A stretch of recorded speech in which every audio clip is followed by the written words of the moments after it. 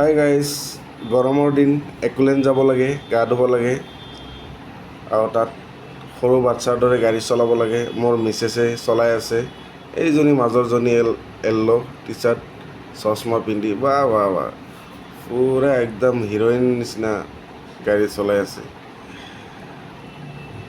আহিব গৰমৰ দিন একোলেণ্ড, ভাল লাগে, পূৰা আল্টিমেট এনজয়,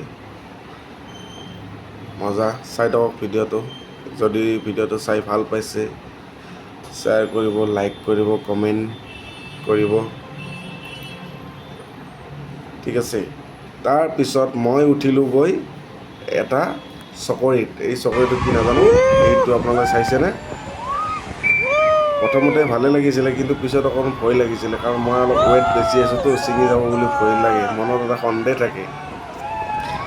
পূৰা মানে বিৰাট আল্টিমেট ফিল আৰু ভাল লাগিছে, বহুত মজা। ঘূৰি আছোঁ। তাৰপাছত গা ধুব গ'লোঁ, এইয়া গা ধুই আছোঁ, দেখিছেনে?